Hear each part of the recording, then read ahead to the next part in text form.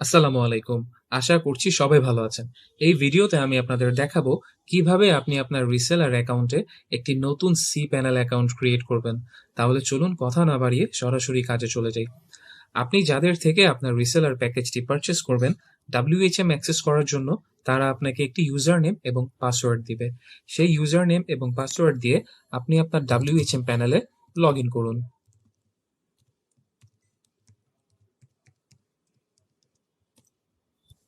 WHM প্যানেলে log in করার পর উপরে সার্চ বক্সে ক্রিয়েট এ নিউ অ্যাকাউন্ট লিখে সার্চ করুন। ক্রিয়েট এ নিউ অ্যাকাউন্টে ক্লিক করুন।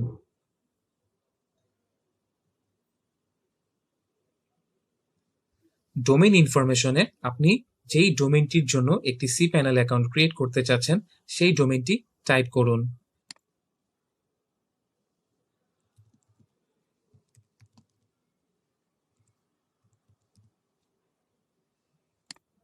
ডোমেইনের নামটি টাইপ করার সাথে সাথে আপনার একটি ইউজার নেম অটোমেটিক্যালি নিয়ে নেবে।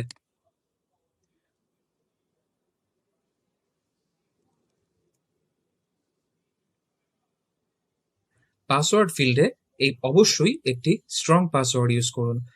এমন একটি পাসওয়ার্ড ইউজ করুন যেটি আপনার মনে থাকে, অথবা পাসওয়ার্ড জেনারেটরের মাধ্যমে আপনি একটি স্ট্রং পাসওয়ার্ড জেনারেট করে নিতে পারেন।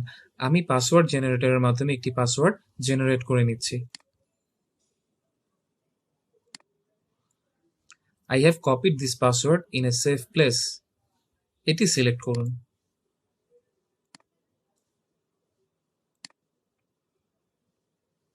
ইমেল ফিল্ডে আপনি একটি ইমেল অ্যাকাউন্ট টাইপ করুন, যেই ইমেলে আপনি cPanel অ্যাকাউন্টের ইনফরমেশনগুলো রিসিভ করবেন, অথবা এই cPanel অ্যাকাউন্টের যত ধরনের নোটিফিকেশন আছে সেগুলো যেন সেই ইমেলে সিস্টেম থেকে অটোমেটিক্যালি সেন্ড হয়।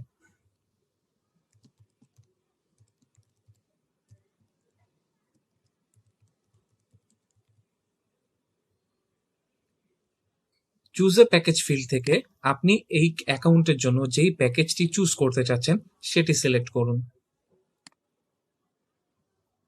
বাকি সব অপশন সেম রেখে নিচে ক্রিয়েট বাটনে ক্লিক করুন।